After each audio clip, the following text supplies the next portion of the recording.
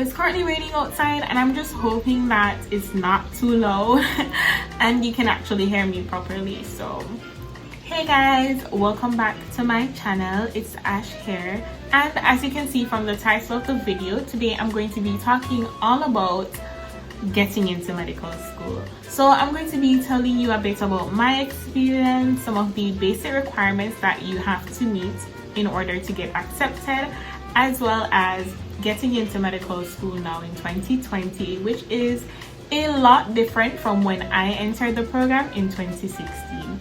So before I get into the video, guys, if you haven't subscribed already, go ahead and hit that subscribe button down below. Join the family. We are on a journey to 500 subscribers, so just go ahead and hit that subscribe button, hit the notification bell so that you're notified as soon as I drop a new video. And let's get into the video. So firstly, I want to just tell you guys a bit about the basic requirements that you need in order to get into medical school here. So firstly, when you're leaving high school, or you can do this after high school, you're going to want 5 CXC subjects. So these 5 subjects include maths, English, biology, chemistry, and physics. Yes, you need physics in CSEC. So when it comes on to English language, if you don't have a 1 or 2 in that subject, then you're going to have to do the ELPT test when you enter the university. So when it comes on to CAPE, you're going to need to have biology and chemistry in both units 1 and 2. And you're also going to need another CAPE subject. So that third CAPE subject can be environmental studies, it can be geology, it can be maths, it can be physics, it can be whatever you want it to be, okay? It can be anything. So in regards to the basic requirements, I'll have everything listed down below. Separate and aside from your academic requirements, you're also going to need to submit a autobiography sketch, and this is basically where you submit an essay / story telling them why you want to become a medical doctor and why you should be chosen as one of the students who get to pursue this degree. So the second thing that you're going to submit is a co-curricular activities form where you basically list all your volunteering, all your leadership roles that you've held, and just about anything. So if you're athletic, if you are artistic and you're a painter, if you're a singer, if you're a part of a band, just list all of that. So basically they want to see that you're involved, they want to see that you have goals apart from medicine, you know, add something to your personality. And yeah, so those are basically the academic requirements that you need to get into medicine.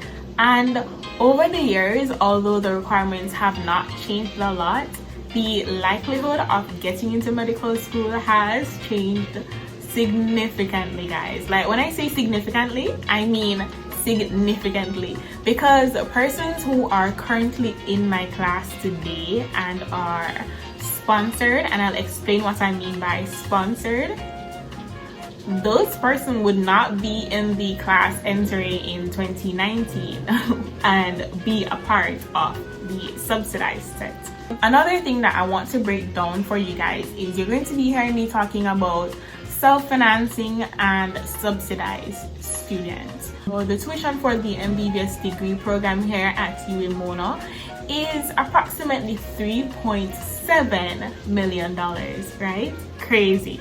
So the persons who are self-financing would have to cover the $3.7 million every year unless they get a bursary or a grant that helps to cover some of that. And that will be totally dependent upon them, their grades and everything throughout their tenure here at the university. So while when you look on the students who are subsidized / sponsored, those students would have 80% of their tuition being covered by the Jamaican government. So that means that those students pay approximately about $650,000 each year for the 5 years duration of their entire studies. This will not change depending on how well they're doing in school or any of that. So that's what it means to be a subsidized student. So now I'm going to be talking a bit about how it's different to get into medical school in 2016 when I entered, and a bit about getting into medical school now in 2020. So when I entered medical school in 2016, it was like a given. Once you had all ones in your CAPE subjects and you had your 60, which they didn't really look on like that, to be completely honest. It was, the emphasis is really on your CAPE scores, and it still is today. So once you had all ones, it was almost like a guaranteed entrance into the program and a guaranteed chance that you would get a sponsored / subsidized spot, which is the government would cover 80% of your tuition and you only have to worry about the remaining 20%. In addition to that, you also had students who would have, say, a 2 in one of the CAPE courses, and they would also get a subsidized spot. So a little disclaimer, this video is by no means me telling you what the university has put on the media. It's just based on what I have observed for myself, from my classmates, as well as from persons who have entered in years below me. So basically, I just wanted to close off by saying, over the years, it has definitely gotten harder to get into medical school, in the sense that a lot of persons just have been getting the grades. Like, people have been getting the grades. Like, they found out that once I got the grades, I can get me some subsidized tuition and I can get into med school like $650K for the year, and I'm going to be a doctor. Like, that's not bad at all. Here is my tip to you, right? So if you're cashy, right? If you're cashy, then the chances of you getting into medical school, once you're not worried about being self-financing, is still pretty high. So the problem that a lot of persons face is the fact that the subsidized spots are very limited. However, not a lot of persons can afford to pay self-financing. Once you meet the requirements and you have the grades, you can easily just pay and start your degree. 2 is, if you know that you really need that subsidized spot, I'm going to encourage you guys to put a lot of effort into your autobiography sketch that you're going to submit, as well as the co-curricular activities form. So the thing about the university is they don't do any interviews. You see, you in my MBBS, when I submitted my application, I think January or December of 2015/16, no one contacted me whatsoever. Like, they probably sent me an email saying, your application has been received and here is the reference number. And that was it. That was it until August of 2016 when I got my acceptance letter. So what that means is everything that you submitted with your grades, your autobiography sketch, and your co-curricular activities are what these people are going to be using to decide if you're going to get into medical school or not.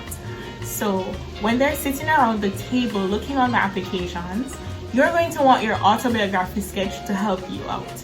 You're going to want your co-curricular activities form to help you out. So put some more effort into that. And of course, guys, just do well in your courses.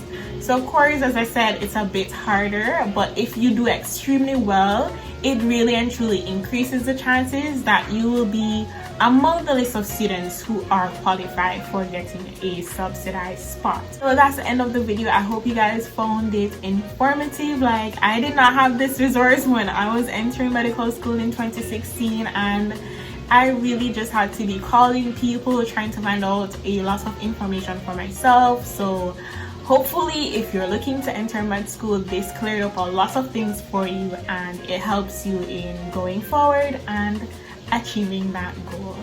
So guys, thank you for watching this video. Again, if you've made it all the way to the end, I think that's telling you something. So go ahead, hit that subscribe button down below and hit the notification bell and stay tuned for the next video.